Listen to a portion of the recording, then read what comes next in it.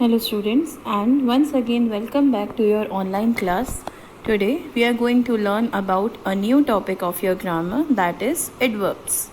So now first of all come to what is adverb. An adverb is a word which generally qualifies a verb. Adverb क्या होता है? Generally एक ऐसा word होता है जो एक वर्ब के साथ ऐड होकर उसको एक नई क्वालिफिकेशन देता है, उसका एक मीनिंग बनाता है, या फिर वो एक एडजेक्टिव के साथ ऐड हो सकता है या फिर किसी और दूसरे एडवर्ब के साथ. So an adverb is a word which generally qualifies a verb, an adjective और another adverb, but it also qualifies sentence और any part of speech except a noun और अ प्रोनाउन. साथ ही साथ वो किसको एक न्यू मीनिंग दे सकता है, किसी भी सेंटेंस को या फिर जो हमारे 9 पार्ट्स ऑफ स्पीच हैं उनको, बट उनमें से जिनको वो एक न्यू मीनिंग नहीं दे सकता है, those are noun and pronoun, because noun and pronoun हर बार एक सेंटेंस में यूज़ होते हैं in the form of subject. तो जब हम किसी भी सेंटेंस को स्टार्ट करते हैं तो सब्जेक्ट इज़ ऑलरेडी देयर, और एडवर्ब किसके साथ ऐड होता है? एक वर्ब के साथ या फिर एक एडजेक्टिव के साथ या फिर किसी और दूसरे एडवर्ब के साथ, तब जाकर उस सेंटेंस को एक बेस मिलता है. सो पर्टिकुलरली एक नाउन या प्रोनाउन के साथ एडवर्ब का सेपरेटली जुड़ना it's not possible, so that will not qualify a noun और प्रोनाउन. रेस्ट वो पूरे सेंटेंस को क्वालिफाई कर सकता है in the form of verb, adjective और another adverb. Coming to kinds of adverb. See this, there are 9 kinds of adverbs. See the first one, adverb of manner. Manner means किस according कोई एक चीज़ हो रही है. Like the boy is running fast, तो boy की जो running ability है वो कैसी है? बहुत ज़्यादा fast. Bravely, bravely means showing brevity, तो ब्रेविटी कैसे शो होती है? किसी की ब्रेवनेस को शो करना. लाइक अगर हम बोलेंगे ही इज़ वेरी ब्रेव, तो ब्रेव यहाँ पे एज ऑब्जेक्ट काम करेगा. लेकिन अगर हम उसी को बोलेंगे द मैन या फिर आर्मी मैन फॉट ब्रेवली, तो उसका फाइटिंग सेंस कैसा है? बहुत ज़्यादा ब्रेव. तो उस फॉर्म को शो करने के लिए ब्रेवली यूज़ होता है. इसी फॉर्म में हार्ड भी यूज़ होगा. लाइक प्लेस, अब हमें किसी एक पर्टिकुलर प्लेस को पॉइंट आउट करना है. Like there are examples given in bracket, by, down, here and near. अगर हम यहाँ पर प्लेस शो कर रहे हैं मीन्स एक पर्टिकुलर प्लेस या पोजीशन की बात हो रही है. सो एडवर्ब ऑफ प्लेस वो क्या शो करता है? A particular position. Like I am going down, तो हम कहाँ जा रहे हैं? नीचे जा रहे हैं, तो नीचे हम स्टेयर्स से उतर कर ही जाएंगे, तो इस अकॉर्डिंग वो डाउन सेंस शो करता है. अगर कोई किसी को बुलाता है तो वो क्या बोलेगा? कम हियर, तो मीन्स वो उस पर्सन को पॉइंट आउट कर रहा है कि जहाँ मैं खड़ा हूँ उसी प्लेस पर आप भी आओ. So that will give the sense of here. Coming to third adverb, that is adverb of time. See the examples given in brackets, now, soon, still. Like if we will ask someone what is the time now, तो जो भी exactly उस वक्त उसकी watch में time show हो रहा होगा, the person will let you no.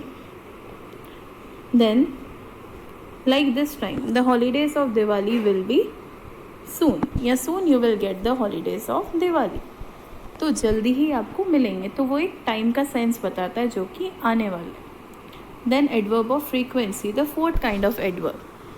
Examples are given as always और never. Like I pray to God always या फिर डेली, तो ये क्या है? जो काम हम रोज़ करते हैं, रेगुलर करते हैं, तो उस चीज़ को हम बोलते हैं एडवर्ब ऑफ फ्रीक्वेंसी, जो कि ऑलवेज से मैटर करती है, रेगुलरिटी से, डेली सीक्वेंस.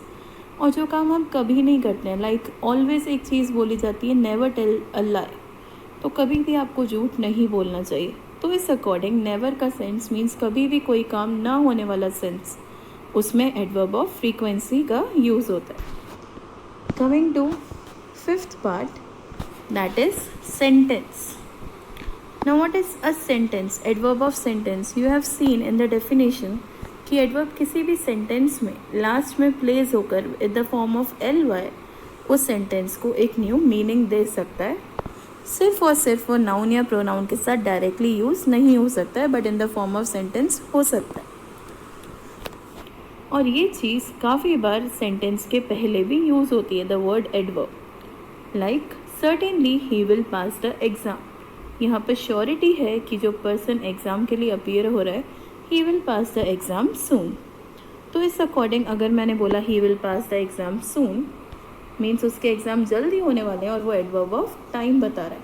बट अगर मैंने उसी जगह पर स्टार्टिंग में एक वर्ड यूज़ करा certainly, he will pass the exam, so that will show the basic sentence which is used with the help of adverbs.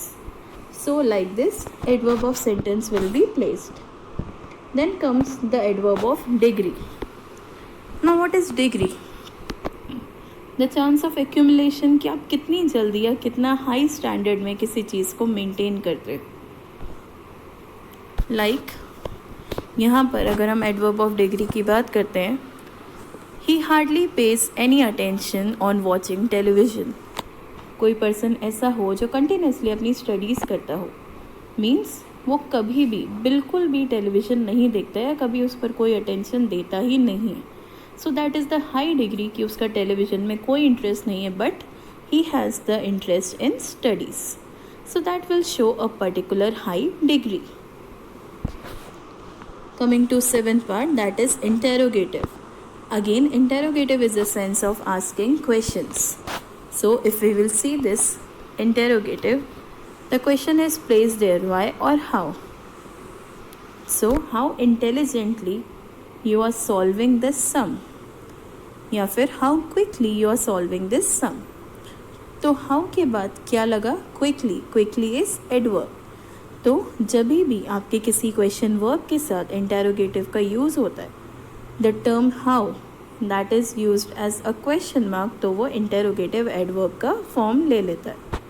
Then relative adverb.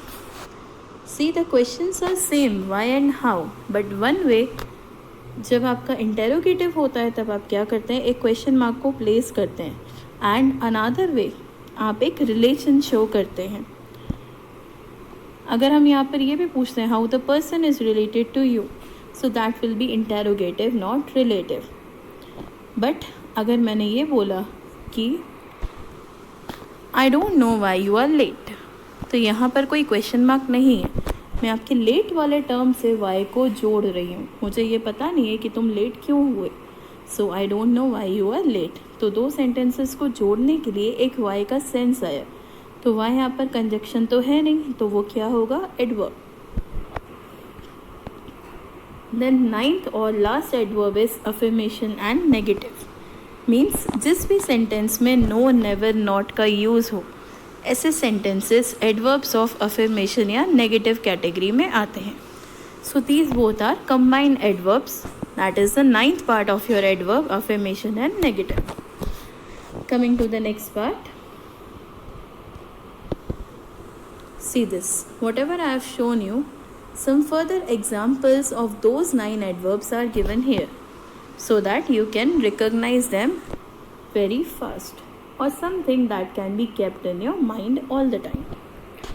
These 9 kinds of adverbs we have we have learnt right now.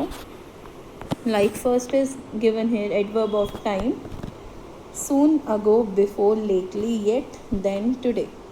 Then again adverb of manner, bravely and hard we have decided how to use them.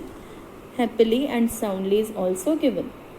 Like if I am giving you example, he always sleeps soundly, means बहुत ज़्यादा प्यार से और अच्छी नींद में कोई person अगर सोता है तो हम बोलते हैं वो एक साउंड मैनर में सो रहा है.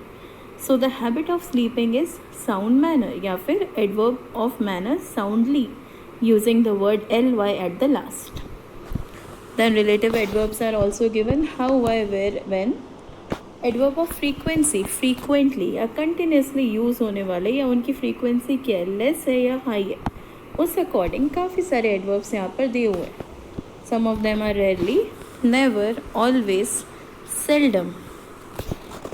You have heard barking dogs seldom bite. तो इस अकॉर्डिंग वो एडवर्ब यहाँ पर यूज़ हुआ है. Usually, occasionally, twice, never, often. यहाँ पर आपको एक काउंटिंग का सेंस दिखेगा, या कभी नहीं, या कभी कभार, या अक्सर, या फिर कभी कभी किसी फर्दर ओकेजन पर, या साल में 2 बार means twice in an year, या फिर twice in a week. Often, so इस अकॉर्डिंग एडवर्ब ऑफ फ्रीक्वेंसी जिसमें एक नंबर या न्यूमरल सेंस हो वो यहाँ पर यूज होता है। Adverb of sentence, surely, luckily, certainly. Interrogative adverbs are also there. Adverb of degree, affirmation and negation means negative adverbs, and adverb of place. So if you will learn these words, you will be able to recognize the adverbs further. See now, these are the 9 types of adverbs which is given in the form of flow chart.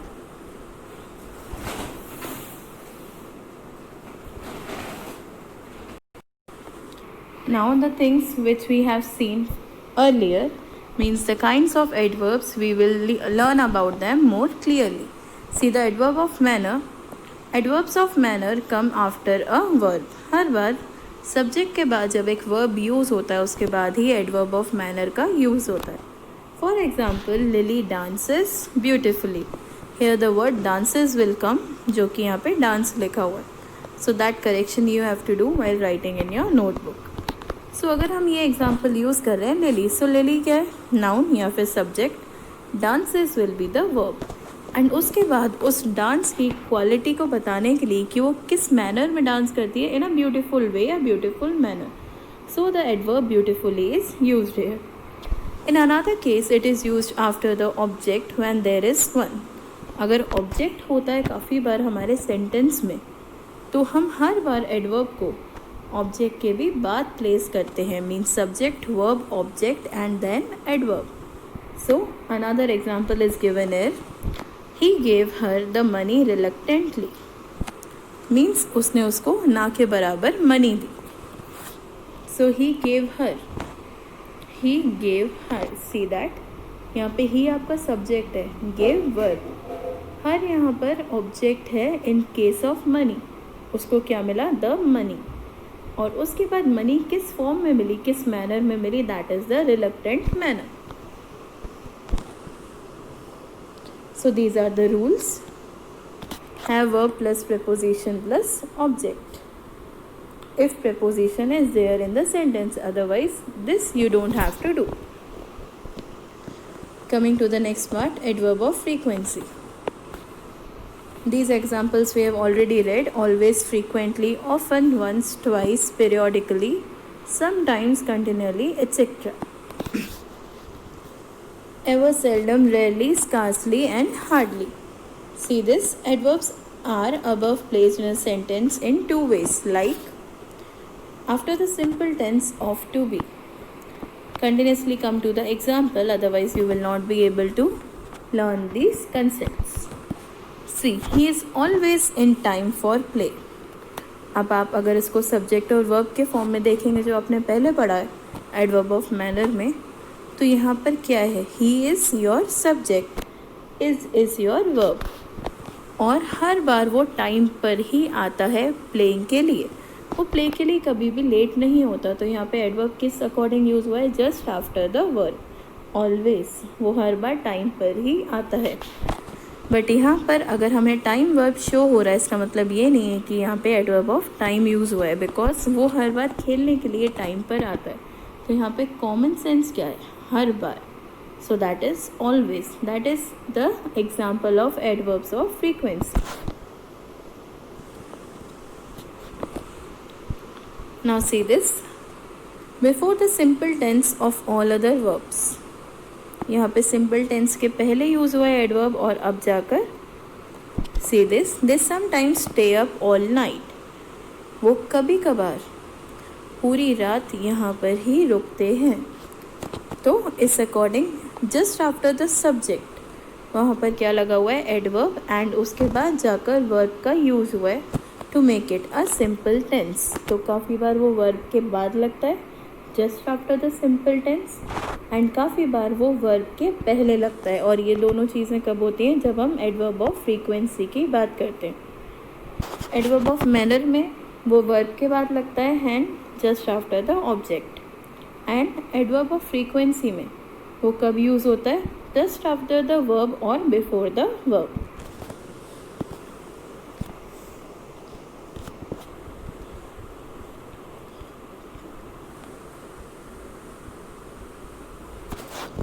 Okay, now we will come to adverb of place.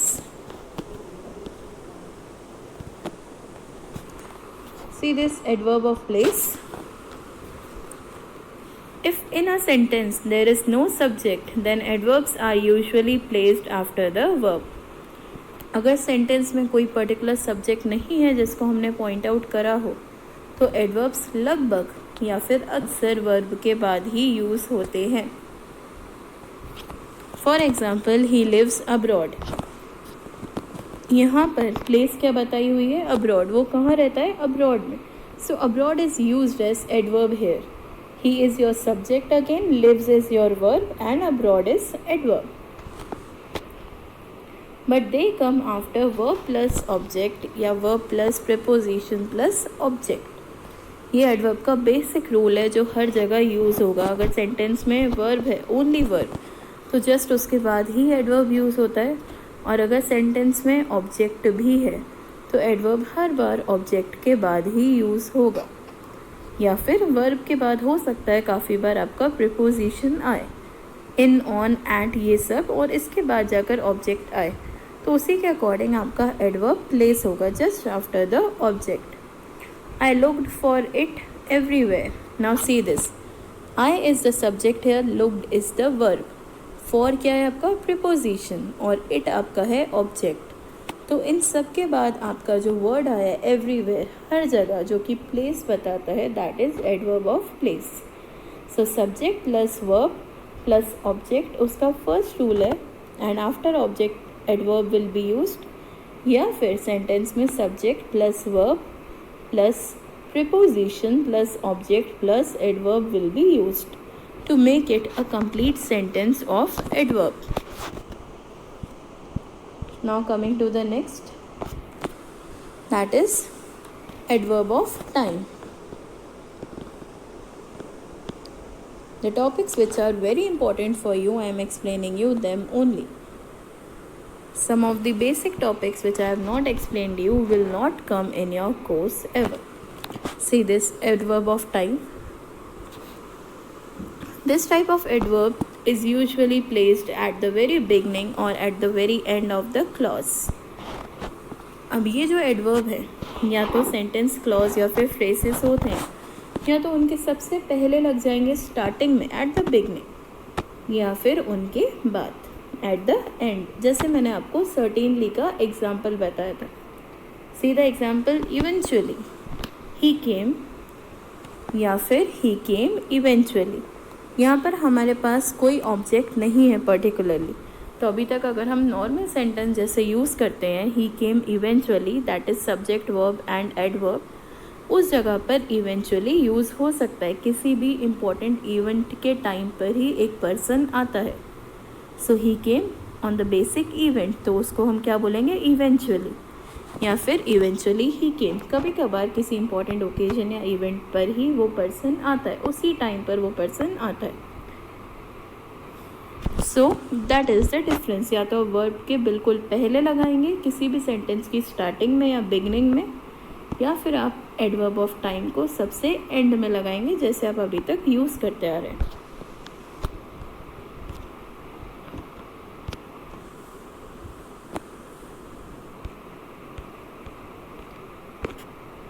Coming to adverb of degree,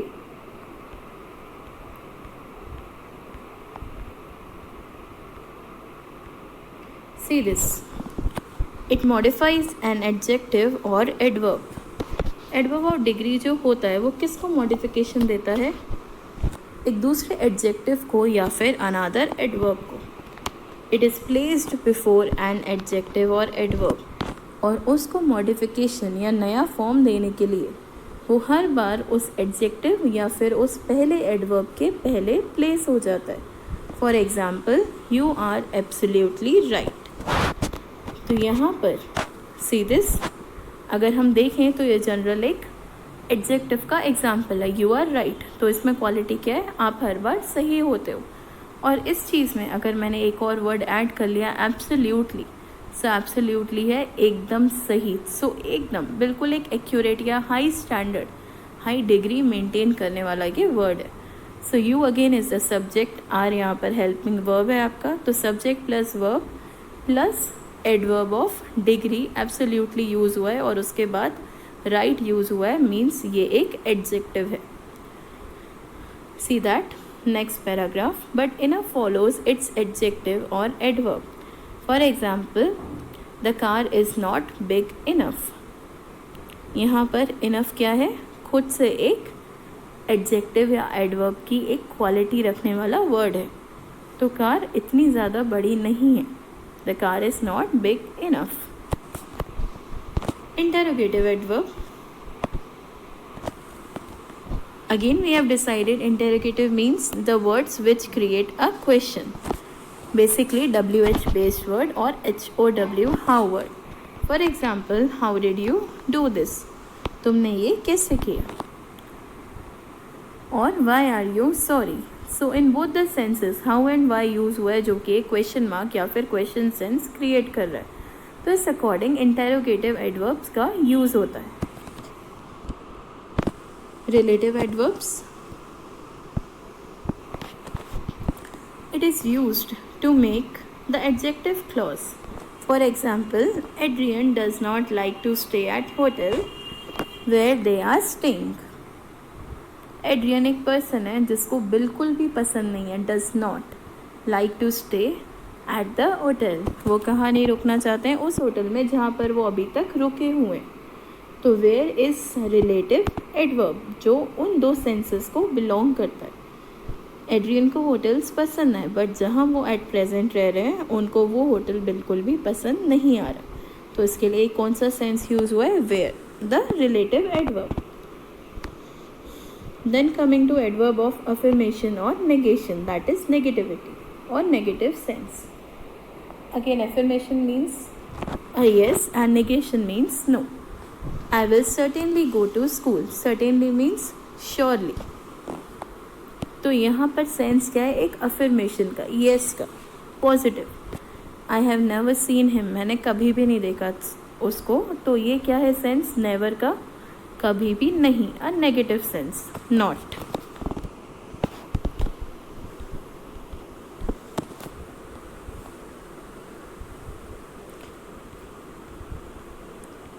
These were the 9 kinds which we have decided. Now here are rules of adverbs which you have to study. Continuously we have studied कि कौन कौन से adverbs आपके किस according use होते हैं। उन सब में एक basic rule लगता है subject plus verb plus adverb का, या फिर subject plus verb plus object, या फिर third rule subject plus verb plus preposition plus object plus adverb। अगर आप ये सारे रूल्स बेसिकली लर्न करेंगे then you will come to know the examples of adverbs. C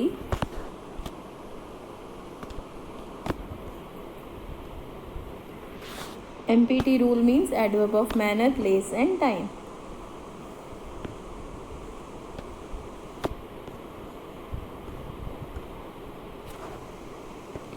See this example, she sang a song sweetly there yesterday। यहाँ पर 3 adverbs एक साथ use हुए। उसने वहाँ पर एक सॉन्ग गाया, उसका मैनर क्या था, स्वीट सॉन्ग था, तो उसने स्वीटली एक सॉन्ग गाया। कहाँ पर, एक जगह पर, अ प्लेस देयर। और कब गाया, yesterday, which is showing the time. So this is the sentence, a single sentence जिसमें सबसे पहले एडवर्ब ऑफ मैनर यूज हुआ है, देन प्लेस देन टाइम। तो कभी भी अगर adverb of manners, place and time को अरेंज करना पड़ेगा तो इसी अकॉर्डिंग यूज होंगे। First of all adverb of manner will come, then place and finally the time will come. In case of an action verb, come, go, reach या arrive, this rule is followed. See come to rule 1 again. जब आप ये सारे adverbs use करते हैं, he came here yesterday, तो यहाँ पर आपका जनरल एडवर्ब है जो मैंने आपको बताया था। रूल 2, MPT रूल, जिसमें मैनर, प्लेस और टाइम पहले आता है, ये आपका रूल 2 है। नाउ कमिंग टू रूल 3, जब हम किसी एक्शन वर्ब की बात करते हैं, मीन्स वर्ब जो है वो एक एक्टिविटी या एक पर्टिकुलर एक्शन शो कर रहा है, उस टाइम पर प्लेस पहले आता है, then manners, then time. They went there happily yesterday, वो उस जगह पर बहुत खुशी से गए और वो भी कल।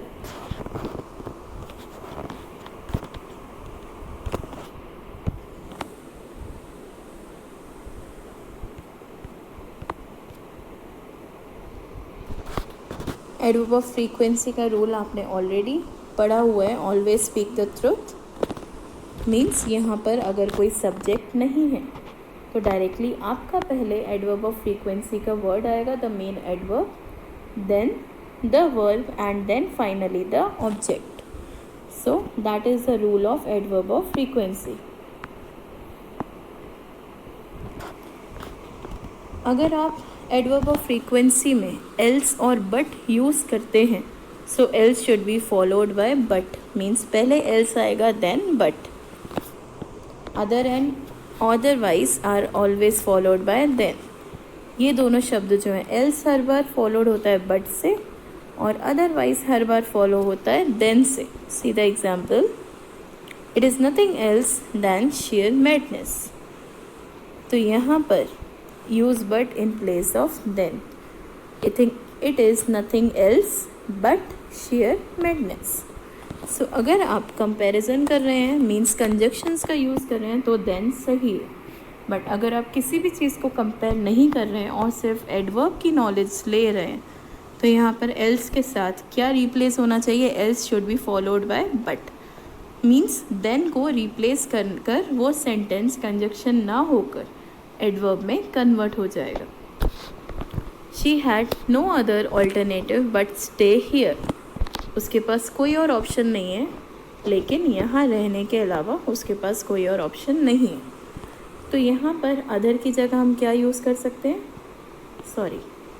अदर हर बार फॉलो किससे होता है? देन से। सो अदर की जगह, अदर के साथ हम क्या यूज़ कर सकते हैं? देन का। She had no other alternative than stay here. THEN then, not THAN. Comparison will not be used in adverbs.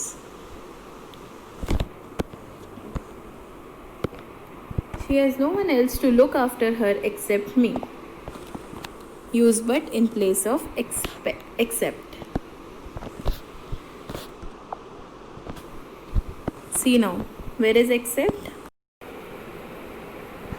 So here the sentence will be read as, she has no one else to look after her but me. Coming towards the next rule, that is rule number 6. Both never and not the adverbs. ये never और not किस according use होते हैं as adverbs, the adverbs of negation. The use of never for not is incorrect. आप कभी भी not के लिए नेवर का यूज़ नहीं कर सकते। नेवर मीन्स होता है कभी नहीं और नॉट मीन्स होता है नहीं, ओनली नो, नहीं।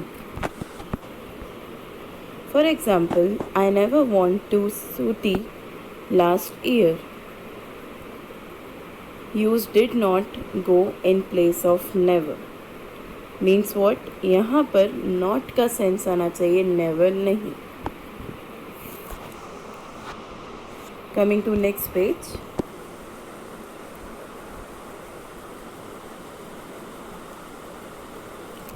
Rule number 7.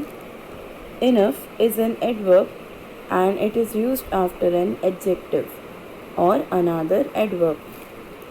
या तो आप डायरेक्टली सेंटेंस को इनफ पर एंड कर सकते हैं, ही इज़ ब्रेव इनफ, तो वो आपका एक एडवर्ब के फॉर्म में काम करेगा, और इनफ यहाँ पर जो आपका अभी तक एडजेक्टिव था वो एडवर्ब के फॉर्म में रिप्लेस हो जाएगा। Otherwise the sentence will be, he is brave enough to do this.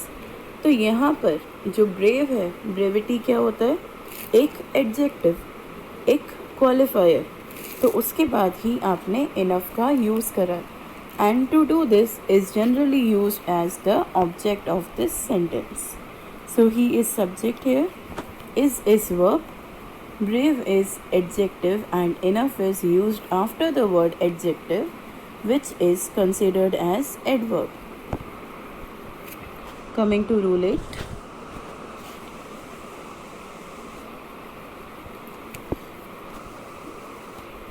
Both direct and directly are adverbs. Direct is used after a verb and directly is used before a verb. Please go through this point class according to the example. Direct और directly दो अलग अलग words हैं. एक में आपका direct है, दूसरे में एल वाई लगाकर उसको एडवर्ब क्रिएट किया गया है. But both the words are used as adverbs. तो जो डायरेक्ट होता है वो वर्ब के पहले लगता है और डायरेक्टली वर्ब के बाद. See the example. The train directly goes to Delhi. Means what? यहाँ पे द ट्रेन क्या है आपका subject, then directly goes to Delhi. तो यहाँ पर डायरेक्टली जो है वो कहाँ लगा हुआ है? Before the verb. Goes is the verb and उसके बाद to Delhi is your object. The train goes to Delhi direct. यहाँ पर the train goes to Delhi ये पूरा आपका सेंटेंस है. उसके बाद एट लास्ट यहाँ पर एडवर्ब लगा हुआ है. जो आपने स्टार्टिंग में रूल पढ़ा था, subject plus verb plus object plus adverb, तब जाकर एक पूरा कंप्लीट सेंटेंस बनेगा, adverbial sentence. So this is the example of same adverbial sentence. Coming to rule 9. Both hard and hardly are an adverb. Hard is used in a positive sense and hardly is used in a negative sense. This topic I have discussed earlier when I was discussing about the topic, but then also we will go through this topic according to the example as well. तो hard and hardly दोनों क्या हैं? आपके adverbs हैं. hard positive sense में use होता है like hard work, and उसी अकॉर्डिंग हार्डली नेगेटिव सेंस में यूज़ होता है. See the examples. Wait.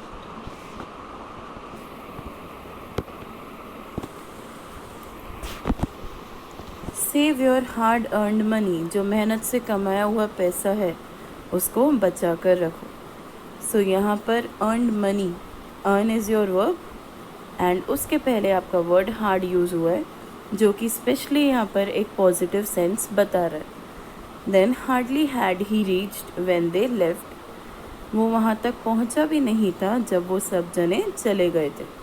तो hardly means a negative sense, where as hard means a positive sense.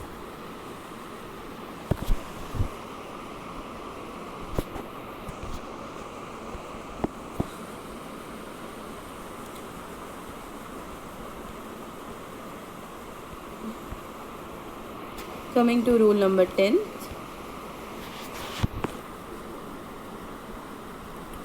This we have already discussed. Enough is an adverb and it is used after adjective or another adverb. So means this rule is repeated in your text. So let's come to rule number 11.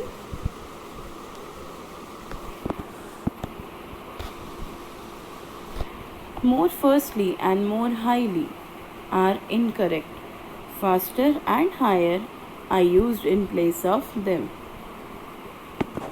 So generally अगर कभी भी आपने first के बाद L Y लगाया, firstly या फिर highly, तो ये आपके एडवर्ब कंसिडर नहीं होंगे अगर आपने इनके साथ मोर लगाया तो. अगर आप फर्स्टली एंड हाईली यूज़ करते हैं then they will be adverb. लेकिन अगर आपने मोर फर्स्टली या मोर हाईली यूज़ करा then they will not be considered as adverbs. And उसके अकॉर्डिंग अगर आपको मोर का यूज़ करना है तो आप मोर का यूज़ ना कर उसकी जगह faster and higher ER form जो आप कंपैरेटिव डिग्री में यूज़ करते हैं उसका यूज़ कर उसको एडवर्ब बना सकते हैं. सो मोर फर्स्टली या फिर more fastly are not adverbs and more highly is also not an adverb. उसकी जगह आप फास्टर, हायर ये वर्ड्स यूज़ कर सकते हैं. See the example. He runs faster than I. यहाँ पे आई हो या मी हो according to your personal pronoun but यहाँ पर कंपैरेटिव डिग्री का यूज़ हुआ है, not a particular comparison of conjunction but of adverbs. तो यहाँ पर जो फास्टर है वो ही एंड आई के बीच में एक कंपैरेटिव डिग्री का यूज़ कर रहा है। तो यहाँ पे आप फास्टली नहीं लिख सकते हैं, आप मोर फास्टली भी नहीं लिख सकते हैं। तो दोनों के बीच में जो कंपैरिजन होगा, the correct word will be faster. Coming to rule number 12, very is used with the present participle, that is verb first form plus ing. See the example, his speech was very inspiring. तो यहाँ पे क्या हुआ, his is used as subject, the personal pronoun, speech is object है जिसके बारे में आप बात कर रहे हैं, was आपका जनरल वर्ब है, helping verb, and very inspiring. तो इंस्पायर जो आपका एक टेंस फॉर्म यूज्ड हुआ है वो क्या है, पार्टिसिपल फॉर्म, जिसमें आपने वर्ब के बाद ing का यूज़ करा है। तो his speech was inspiring means आप उसमें कोई भी प्रेशर नहीं दे रहे। तो यहाँ पर वो inspiring verb as adjective use होगा कि उसकी स्पीच कैसी थी, इट वॉज इंस्पायरिंग। लेकिन अगर आप उसको एडवर्ब में क्रिएट करना चाहते हो तो आपको एक क्वालिटी और ऐड करनी पड़ेगी, that is his speech was very inspiring. तो वो जो वेरी टर्म है वो क्या हो गया, your adverb in the sentence. तो अब ये एडजेक्टिव बेस्ड सेंटेंस से बन गया adverbial sentence. Coming to rule 13, ago is used with definite time and before is used with indefinite time. For example, I saw him 5 years ago. They had come before I came. See this, ago के लिए क्या दिया हुआ है, use with definite time period. जब आप sure होते हैं, एक श्योरिटी होती है that whatever you are doing will be of definite time period only, तब जाकर आप अगो का यूज़ करते हैं जब आपको टाइम पता होता है कि कितना टाइम एग्जैक्टली लगा हुआ है। एंड जब आपके पास एग्जैक्ट टाइम नहीं होता है, आप जस्ट एक सेंटेंस को रिकवर करने के लिए कि उसमें टाइम का यूज़ हुआ है या एडवर्बियल टाइम या टाइम ऑफ एडवर्ब यूज़ हुआ है, उस टाइम पर आप बिफोर लगाते हैं जब एक इनडेफिनेट टाइम का सेंस होता है, एग्जैक्ट सेंस नहीं होता है। I saw him 5 years ago, मैंने उसको कब देखा था, 5 साल पहले। तो यहाँ पे 5 years a definite time period है, इसलिए वहाँ पर अगो यूज़ हुआ है। They had come before I केम, तो ये टाइम पीरियड नहीं पता, हाफ एन आवर, 15 मिनट्स या 10 मिनट्स। तो इस सिचुएशन में क्या यूज़ हुआ है, before.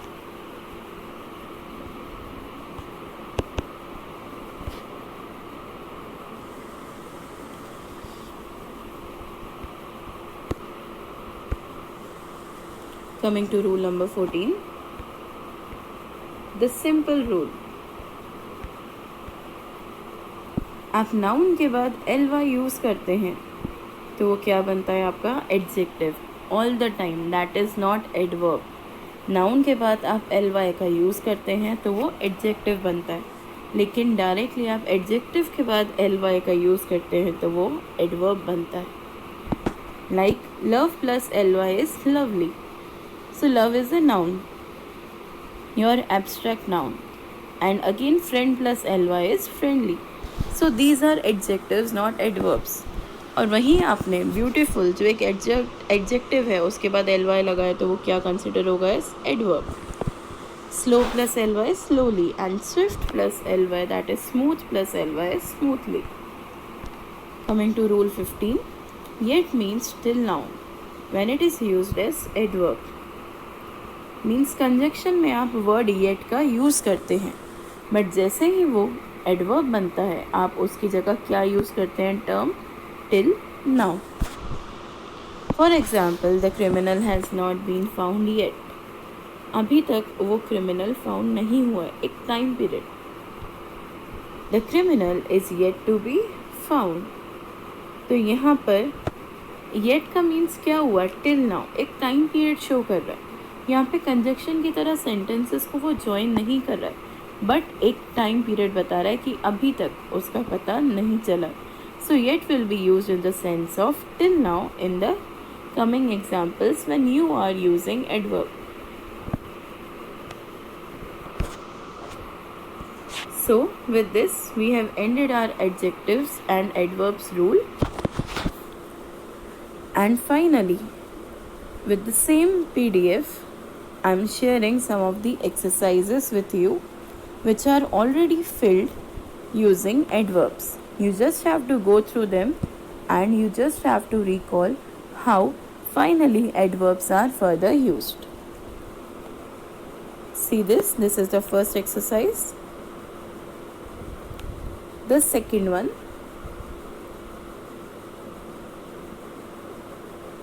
exercise third. All the answers are given there, so it's up to you that you have to practice each and every part of the exercise. Then we will surely clear the doubts if there are any. So please go through the video once or twice so that you can learn about each and every rule of adverb and how they are used. Practice those adverbs according to your sentences that you are creating from your mind. Then only you will come to know further. So with this, thank you class and have a nice day.